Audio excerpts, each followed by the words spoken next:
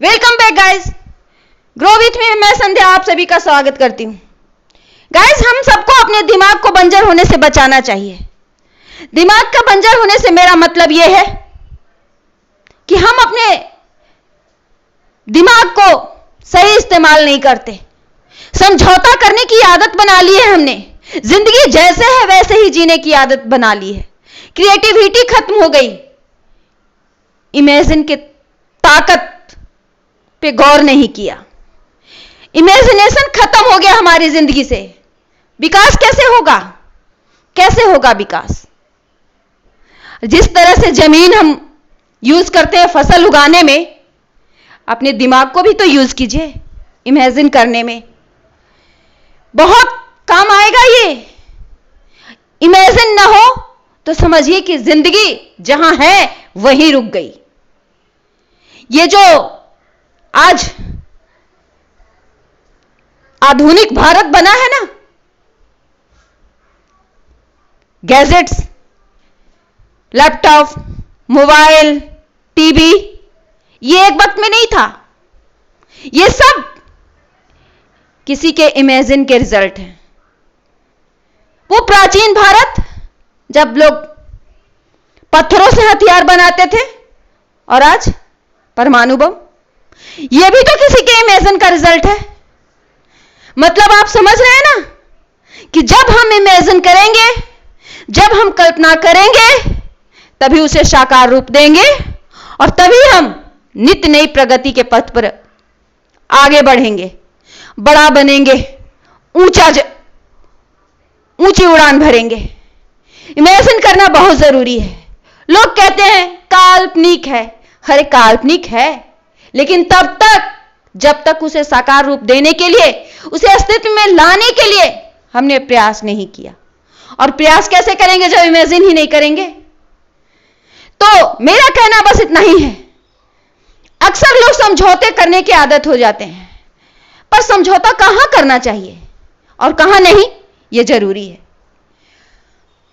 हम इंसानों को भगवान के बाद सुपर पावर बनाकर भगवान ने ही भेजा है, इसलिए अपनी सारी शक्तियों का छोटा छोटा हिस्सा डाला है, और उसी में है ये इमेजिन की शक्ति भी, इमेजिन का पावर भी। जब वो अपनी इमेजिन करके इतना बड़ी दुनिया बना दी, तो उसी की रचना तो हम लोग भी हैं। क्या इमेजिन करके अपनी जिंदगी की समस्याओं का समाधान नहीं कर सकते? तो कोई एक करता है, बाकी उसे सदियों बस उसी के सहारे जीता है। क्यों? क्योंकि हमें जरूरत नहीं महसूस होती। हमें लगता है कि सब कुछ है, लेकिन हम ये नहीं सोचते कि है, लेकिन इसे और बेहतर कैसे बनाया जाए। यही होती है इमेजिन का पावर। यही होती है कल्पना की वो शक्ति जो हमें नई उड़ान भरने के लिए मजबूर करती है। यही है वो क्रिएटिविटी जो हमें औरों से अलग बनाती है। सबके पास है ये पावर, परंतु यूज नहीं करते। क्यों? क्योंकि या तो समझौता की आदत उनकी हो गई है, या तो फिर वो खुद ही इस बात से अनजान है कि जब तक हम कल्पना नहीं करेंगे, तब तक अस्तित्व में वो चीज नहीं आएगी जिसे हमें जरूरत है। तो हमारे पास जितनी भी शक्तियां हैं, उसमें बहुत तो हम लोगों ने यूज ही नहीं किया। वो रखे इस जहां से हम चले भी जाते हैं क्योंकि हमें जरूरत ही महसूस नहीं होती, या फिर इतनी हिम्मत ही नहीं जुटा पाते। वजह चाहे जो भी हो, इमेजिन कीजिए। इमेजिन कीजिएगा तभी कुछ नया कर पाइएगा, और कुछ नया करिएगा तभी आपकी पूछ होगी। और पूछ से तो समझते ही हैं, जब आपकी पूछ होगी तभी आपकी जिंदगी का, इस संसार में आने का या फिर इंसान होने का सही मायने में मतलब बनता है। अरे क्या फायदा उस जिंदगी का जब कुछ नया, कुछ बड़ा किया ही नहीं।